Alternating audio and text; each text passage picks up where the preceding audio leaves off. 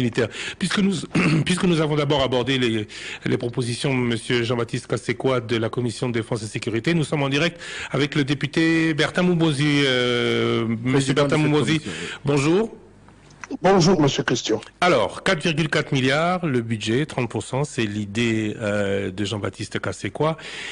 Quelle devrait être la position du gouvernement pour être plus puissant face à cette multiplication d'agressions dans l'entendement de la Commission de défense et sécurité de l'Assemblée nationale? C'est notre première question. Bon, si je dois l'aborder dans le sens de l'inquiétude qui a été soulevée par mon collègue Kassekwa, il est vrai que le budget alloué à la défense, pour 2022, nous étions à 3,5, nous sommes passés à 6,54 à peu près, et c'est pratiquement le double qui a été fait, mais ça ne suffit toujours pas. Comme l'a dit le collègue, hein, c'est moins d'1 milliard. Mais je crois qu'il y a une initiative louable au niveau du gouvernement qu'il faut quand même saluer. Il y a la loi de programmation militaire qui va permettre à ce que nous puissions assister à une montée en puissance de notre armée. Mais ici, il y a un élément important autour du budget, c'est que dans la loi de programmation militaire qui a été promulguée par le président de la République et qui a été ratifiée au niveau de l'Assemblée nationale, il est prévu évidemment la création d'un compte d'affectation spéciale. Et ce compte d'affectation spéciale va être alimenté par évidemment, ça va être alimenté par de chiffres, disons de montants, un budget qui sera ponctionné sur toutes les taxes qui existent aujourd'hui en République démocratique du Congo. Et donc ça, c'est déjà un travail qui a été fait. Et il y a déjà, je crois, une décision qui a été prise.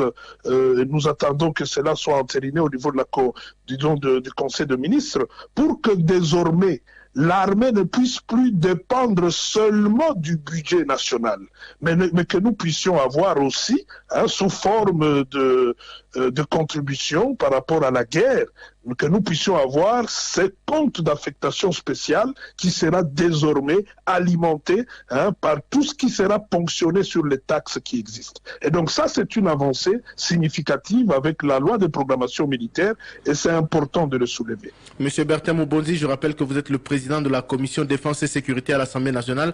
Parlons de la problématique de l'acquisition de l'armement dont souffre la République démocratique du Congo. Embargo ou pas? Comment s'en sortir dans ces conditions, justement?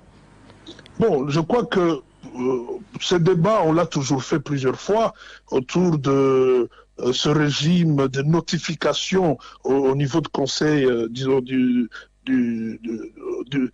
comité de sanctions, mais je crois qu'à ce stade ici, évidemment, il y a beaucoup de choses qu'on ne peut pas dire, mais nous n'avons pas de difficultés aujourd'hui pour que nous puissions avoir des acquisitions de matériel, hein, pouvant nous permettre d'affronter tous ces ennemis de la République.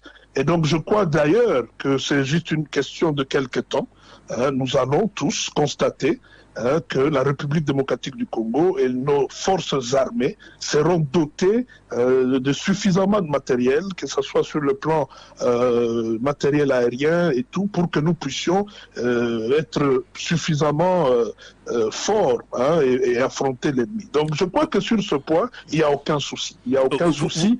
Oui, justement, il n'y a aucun souci. Mais vous évoquiez dernièrement sur Top Congo la possibilité pour votre commission de veiller à ce que tout ce qui est destiné aux militaires leur parvienne réellement. Aujourd'hui, il y a des problèmes sur terrain. Christian Lusakwe l'évoquait dans le journal de 13h, les députés, vos collègues députés également.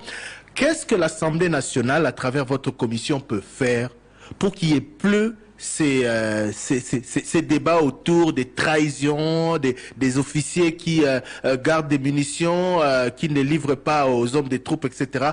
Qu'est-ce que vous pouvez faire exactement pour que nos forces armées qui sont sur la ligne de front puissent être dotées suffisamment de matériel et qu'il n'y ait pas de problème de rupture de stock? Bon, d'abord, il faut signaler que le bureau de l'Assemblée nationale avait mis en place une commission spéciale que j'ai eu d'ailleurs l'honneur de présider, parce que la commission spéciale est en train de travailler.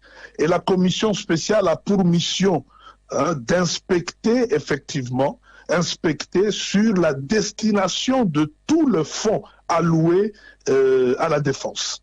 Et donc ça, c'est déjà quelque chose de très important. Et très bientôt, nous allons déposer notre rapport au niveau du bureau de l'Assemblée nationale. Donc à ce niveau ici, c'est important quand même de souligner qu'il y a un travail de contrôle parlementaire qui est en cours et qui permet aujourd'hui de démanteler des réseaux au sein de forces armées. Qui se fait à Kinshasa? Le travail qui se fait ici à Kinshasa ou sur le terrain? Si vous voulez avoir plus de détails, je peux vous dire que nous avons été au ministère de la Défense, nous avons été au ministère des Finances, nous avons été au ministère du Budget. On a été à la Banque centrale pour avoir une idée claire de tout ce qui est décaissé et affecté à la défense.